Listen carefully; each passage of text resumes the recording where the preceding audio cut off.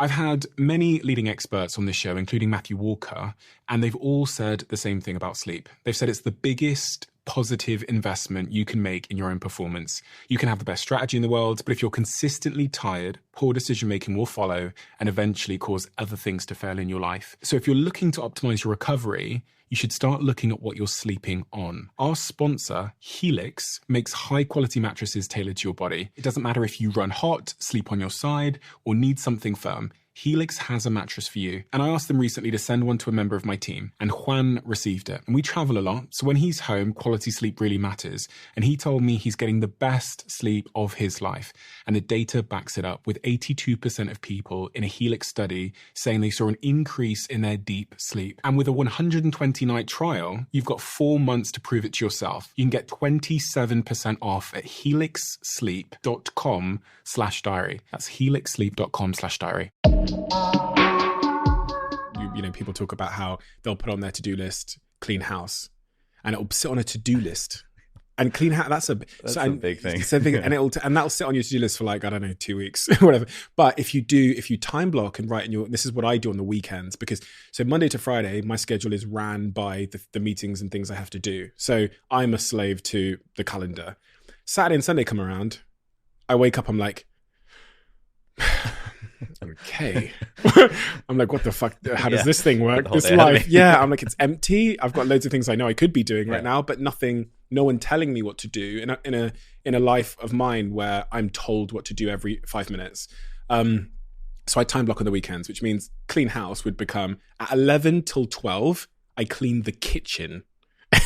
Because then it's like time sensitive and like task specific. Yeah. And that's been an absolute game changer for me. And I also think in the era of working from home, where, you know, people are sat at home, they have tasks they have to complete.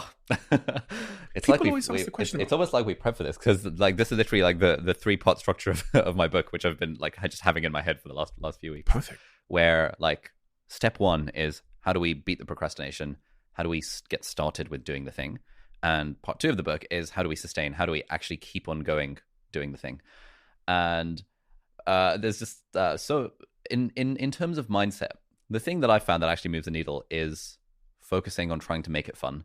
And I really like that word fun. Like, I think there's something about the word fun that is so like childish, but also fully speaks to, like, fun basically means intrinsic motivation. Like, something is sufficiently enjoyable that you do it for its own sake, rather than for the fact that you've got a sponsor helping you, or you've got a deadline, or things like that.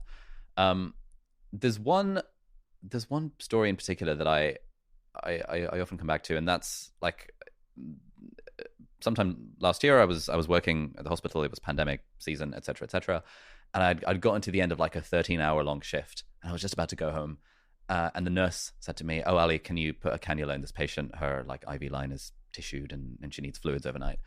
And my heart kind of sank. I was like, oh no. Like, if the nurse wasn't able to put the cannula in, that means there's a patient with difficult veins. It means it's going to be hard to put this in. And I sort of had this mindset of like, all right, then fine. And sort of grudgingly took out the cannula and got all the equipment in a tray. And I, like, as I was doing this, there was a patient in the bay next door where they were just like talking to a family member or something and saying, "Oh, you know, this hospital has been amazing. Everyone is so nice, and what a pleasure it is. You know, freaking love the NHS," kind of vibes. And I realized that in that moment, I was not being like a good model internally for what I want the NHS to be and what I want a good doctor to be. And there's something that Seth Godin, who I've been following for a while, says, which is that it's the difference between have to and get to. And so I was considering it as like, oh, I have to put in this cannula. And I remembered that blog post I read from Seth Godin where he said, instead of thinking of have to, think of it as get to. And I realized, oh, I get to put in this cannula. I get to make a difference in this patient's lives and life, and give her fluids overnight so that she's not going to dehydrate because of her morning sickness. And just that mindset shift immediately made me feel so much better about it.